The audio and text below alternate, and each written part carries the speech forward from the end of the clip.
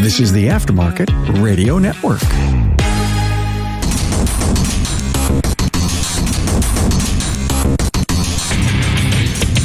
Hey there, everybody. Welcome to another episode of Diagnosing the Aftermarket.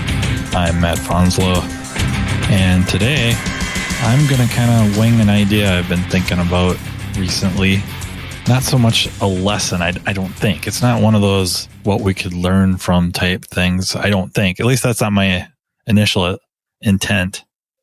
But I think there's some interesting comparisons. A lot of times we get to comparing ourselves to doctors and those in the medical field, and there's absolutely parallels.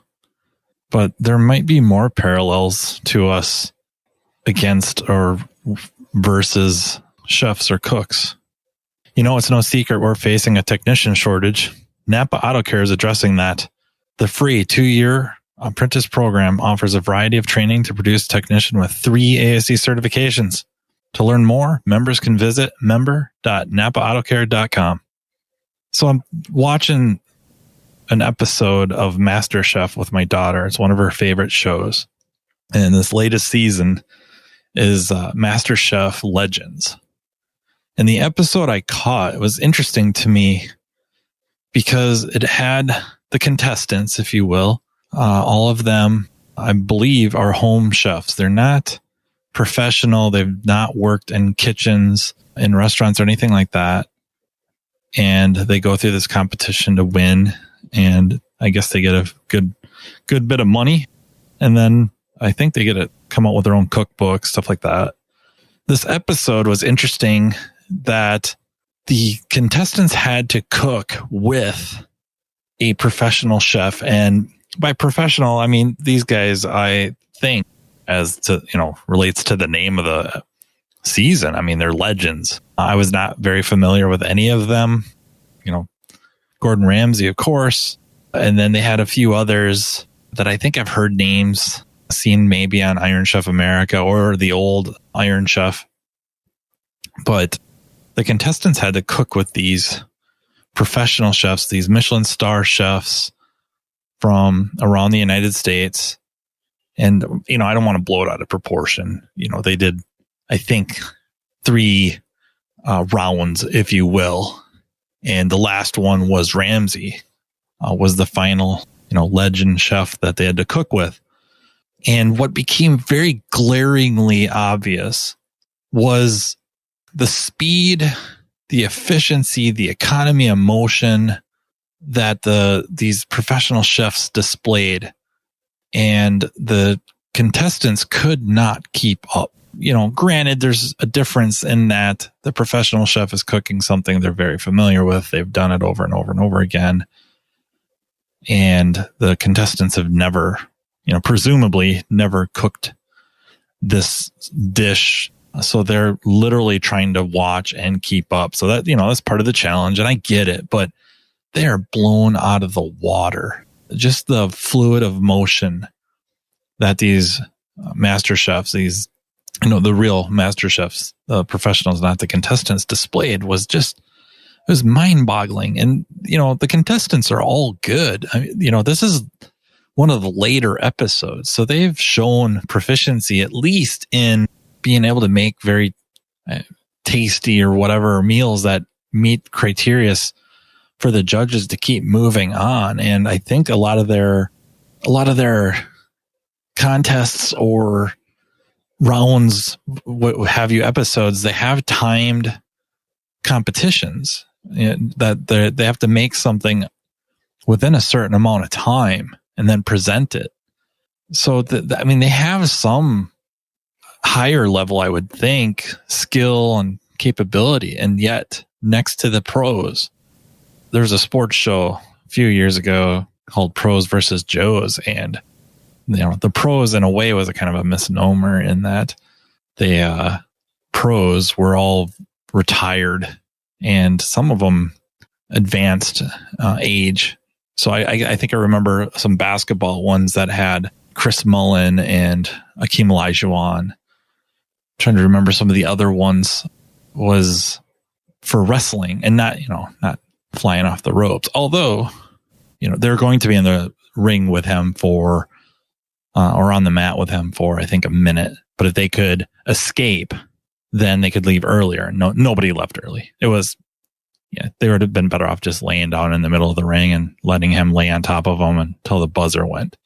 It was a complete waste of their time trying to fend him off.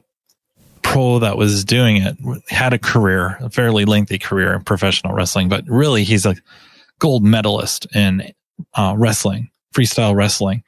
It was Kurt Angle, and he was one of the pros while he was still active, at least in professional wrestling, and his dominance was, just overwhelming.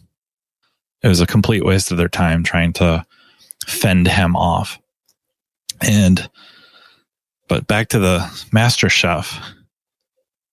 Yeah, it's just so impressive watching the economy of motion. And it seemed very easy for me to watch that and relate that back to watching professional technicians.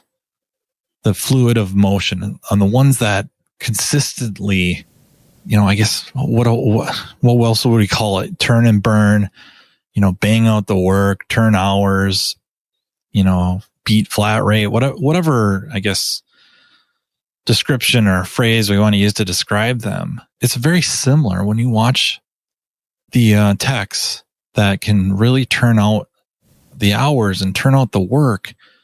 They aren't really frantic watching them. They're not frantic all over the place, racing, just stopping from time to time to get their thoughts together. It's very fluid. And the other thing too, not to jump around and jump back too much, but with the Master Chefs, how clean they work. Their stations were so clean, so organized. Like they were regularly wiping down their area, not taking a terrible amount of time to do it, but it was so clean.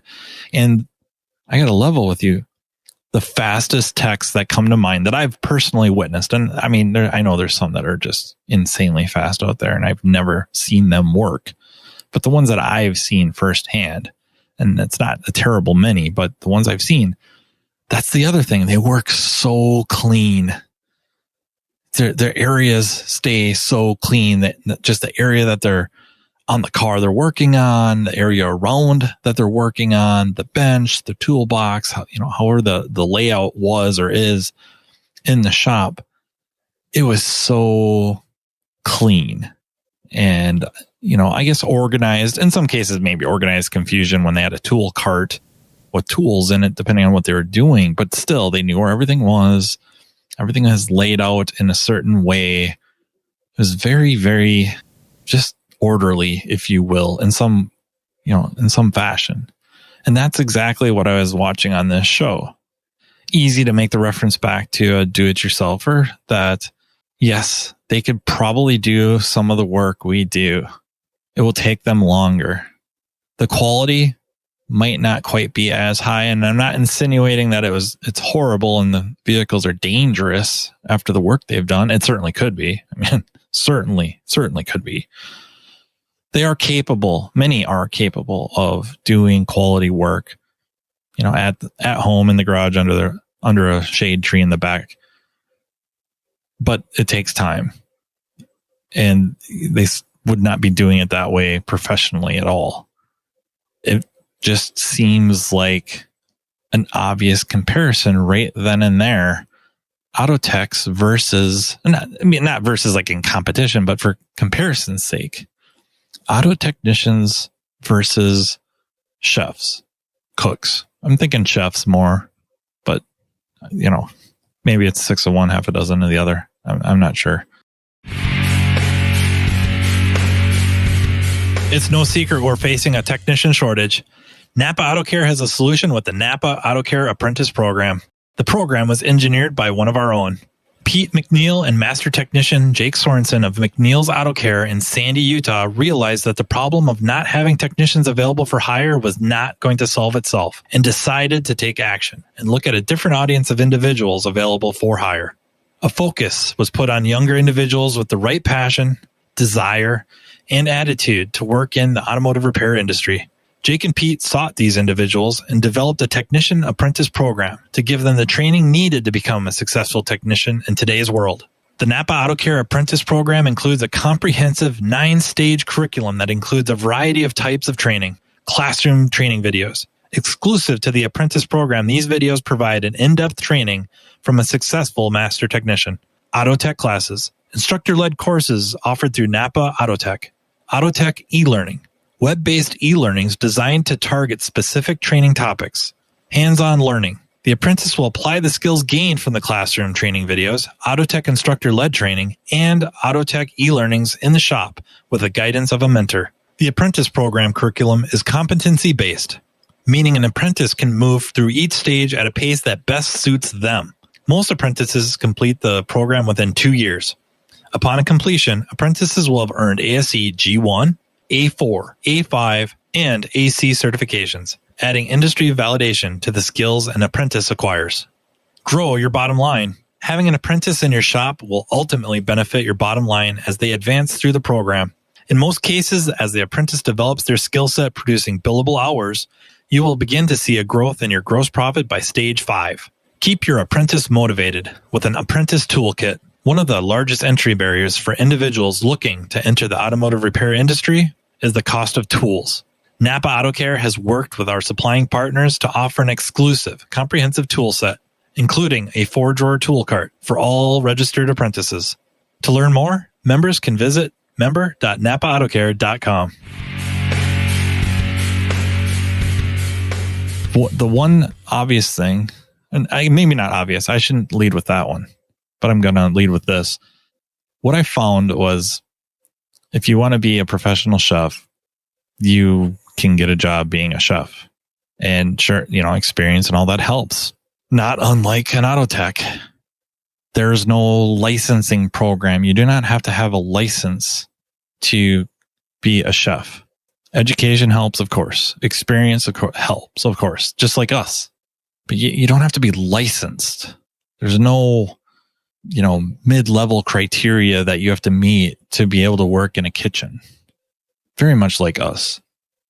They do have voluntary. There's voluntary programs or licensing or credentials, right? Certifications. Again, like us, we have ASE. They have a few different ones. One is the American Culinary Federation. Another one is the Research Chefs Association. Yet another one is the United States Professional Chefs Association. And the one I think I've heard of before, not so much for credentialing, but I think for education, is the Culinary Institute of America. So they have a few different programs out there to get some sort of voluntary certification. And I'm not arguing that we should have more. I think we'd probably be better off rallying around ASE, whether we think it has bruises or not. Nothing's perfect, but it's what we have, and supporting it the way it is and pushing it to be what we want, depending on what that is. And maybe a subject for a different conversation or podcast. It seems more reasonable to me than just alienating it, which seems to be a very popular thing to do. The other thing that seems, and maybe what I should have led with for, the obvious comparison, is there's a difference between chef levels, if you will, right? I mean, they have scores like Michelin stars, and I don't know that we so much have that, where there's a group of professionals of some sort that come in and taste your food and rate it, and you make it into the Michelin star guide.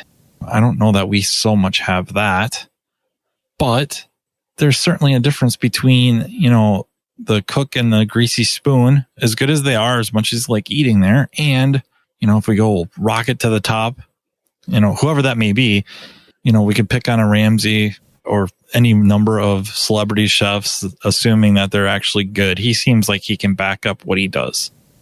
The economy of motion thing, to backpedal or backtrack just a tad, there was one of the seasons, I want to say like season 3, and it was the first season I recall, and I haven't watched them all. Ramsay was a part of the competition that they had to go up against him, and it was like a 1-hour time limit, and they had to make this whatever dish using certain ingredients. I think they all had the same ingredients in an hour to make something out of all of them. And the contestants, they're just racing, right? They got an hour to do this. And Ramsey goes off, it's still on set, but, as part of the background, they have what looks like a little library or reading room. And he's sitting there sipping tea, reading a magazine. And then the level of chefs, like, it doesn't necessarily, the nicer restaurants don't automatically mean you have the highest level chefs. It probably stacks the odds in your favor because they have reputations to live up to. So he's wandering around, seeing what everybody's kind of doing. And with maybe about 20 minutes or so left, he starts cooking. And you can see this fluid motion. It's fast, but not rushed. Very impressive. Very much like the texts mentioned before that just are able to just crank out work in a way I don't think I would ever be able to do. But you can go into a hole in the wall and have a brilliant cook back there, a brilliant chef, just like you can go in a hole in the wall shop and have a very smart or capable, skilled technician. And you would never know other than maybe Google ratings or Yelps or something of that nature and word of mouth or randomly, right? You ended up there and if you had good luck and the next thing you know, it's 5 years and they are your mechanic and they've always come through for you and you're referring people to them. And that's how you found this diamond in the rough, if you will. Just the fact too, now looking at the kitchens and, the little restaurant maybe can't have all the, gadgets, all these means, if you will, that aid in either rapid cooking, maybe for a blast chiller or, a larger oven that allows them more capability to either, make different, more elaborate dishes, more complex dishes, or they can just turn it out faster and more consistent and at a higher quality consistently. And it just, we're right back in the shop, right? The shops that have room maybe or specialization in a certain either type of repair or car lines that they can have the tools that allow them to work faster and turn out higher quality more consistently. They kind of go hand in hand. And I guess kind of where I think I'm heading with this is prices. If you went to the Greasy Spoon, the truck stop, and ordered yourself a top sirloin steak, you would have certain expectations. And the steak is probably costing you less than $20. It's a guess. Maybe a very prejudiced type of a guess on my part, but that's kind of what I've seen, and gosh darn it, if they can nail the cook, that, medium rare, then you're fairly satisfied and, it's going to taste a certain level. And if it exceeds that, you're going to be stunned. And if you go back again, what are the chances you're going to get that again? It seems fairly low. And versus a Gibson Steakhouse or a Morton Steakhouse type, where now the expectations are up. You're not getting that steak for less than probably $50. Certainly not lower than $40. If we're talking about sirloins, right? So, yeah, top sirloin is probably already out of the gate going to be a different grade of beef. I think Gibson's has their own grade of beef, to be honest. So they're starting out with superior ingredients, aka parts. Presumably they have a chef whose specialty is cooking that steak perfectly over and over and over on a grill. A grill or whatever device they use to cook with. I'm guessing a grill designed to turn out consistent results. Whatever that temperature is, it's going to be consistent and it's going to be hotter than maybe the flat top or whatever grill the smaller restaurant has, or not so much even that is the size of the restaurant, but we're talking about a truck stop. It's probably got a fairly wide-ranging menu. So it's, their space is going to be dedicated to what can be fairly generic. Again, not unlike a shop, right? And because of that, the steak from the truck stop is probably not going to be the best steak you've ever had in your life. The chances of experiencing that at a Gibson's or Morton's, it's not an advertising. I'm not advertising for any particular steakhouse. I mean, there's what Jameson's, I think, is another one. There's tons of them, right? Manny's. That the chances of you having the best steak of your life go up. They go up drastically. It's probably assumed if you've never been there before, it might just well be the best steak you've ever had in your life. And yes, you're going to shell out a good amount of money. Mind you, that truck stop, if you paid $15 for the steak, that's everything, right? That's going to be the bun and the mashed potatoes or French fries or whatever they're serving with it, all included. You go to the steakhouse, you're paying $46.99 for the steak, nothing else, and everything else is a la carte. And relationship is fairly tight. That it's close. We have a lot in common, and I think because of that, that might be an angle for marketing. Not saying we cook the best cars, but just people are questioning your prices or our prices or whatnot. There is a difference between shops of different labor rates. Some of it may be, I would argue in the shop, for the shop that I work at, a lot of people kind of wince at our labor rates and our markup on parts for our gross profit goals. They wince. But I would argue a lot of it is, look at the shop. It's, big waiting room, comfortable couches and chairs, lighting, tables, work, places to work. If you want to bring your laptop or do whatever you need to do to work. I shouldn't assume that it's a laptop to do work, but that's the majority of the time, right?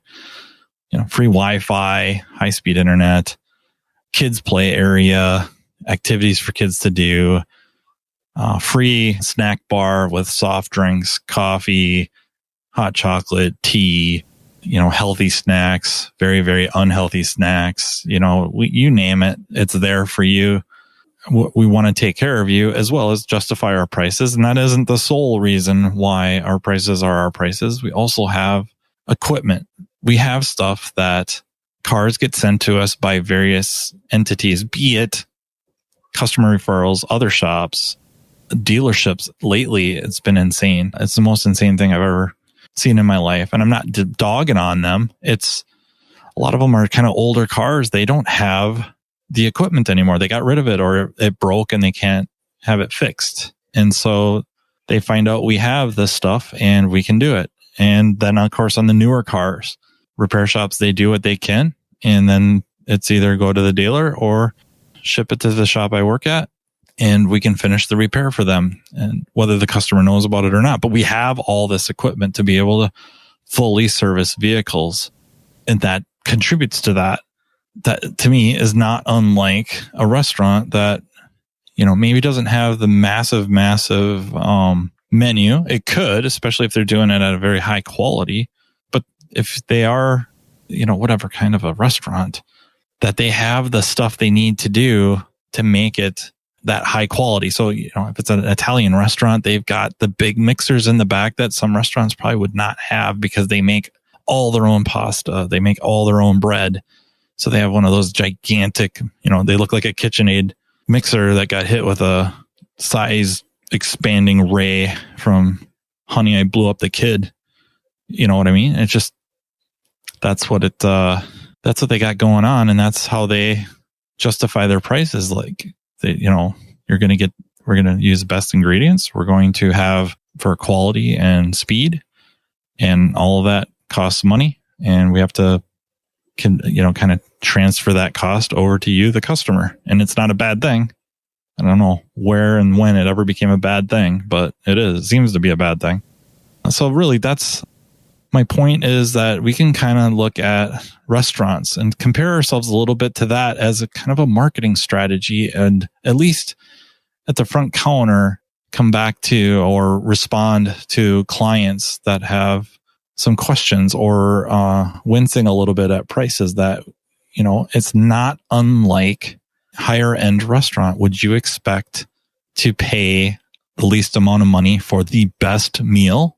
Yes, I know you could. Yes, you absolutely could make that spaghetti at home yourself for way, way, way less than what you're going to pay at this high end Italian restaurant. And maybe if you spend enough time, your spaghetti will be as good or better than the restaurant. But will it? And if it was, would it, could you serve 100 people with it? They would think nothing of going and paying however much for a really, really good meal. But since it involves their vehicles, they're spending, money they don't want to spend on something they don't want to be spending it on. That price matters.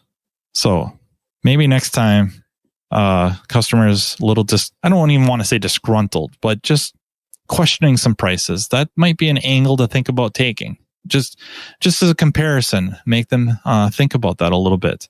And if not, just for us to think about a little bit, start considering ourselves in that light a little bit instead of always the doctors, always medical professionals where, the price is the price. And what are you going to do? Negotiate? There's very few places that maybe the bigger cities that you can elect to go somewhere else and find the cheaper MRI. And if you can, that's a great idea. But a lot of us, it's not necessarily realistic. And they're not exactly forthcoming with those prices either. I don't know if you've ever tried to get estimates on certain procedures. It's rough. It's really, really rough. But maybe the restaurant stuff, maybe that's a little bit better angle for us. So let me know what you guys think. I'm on YouTube right now. Diagnosing the Aftermarket A to Z is the name of the channel. Leave some comments. If you like it, please hit that like button. Please subscribe so you get an alert when the new episodes come out. Thank you so much for listening, and I look forward to the next one. Take care. You've been listening to Matt Fonslow, Diagnosing the Aftermarket A to Z on the Aftermarket Radio Network. Follow Matt on your favorite listening app. He's very interested in what you have to say. Let him know what you'd like him to cover and come on the show. Matt is all for advancing the aftermarket. Find Matt Fonslow on social media and connect or on aftermarketradionetwork.com.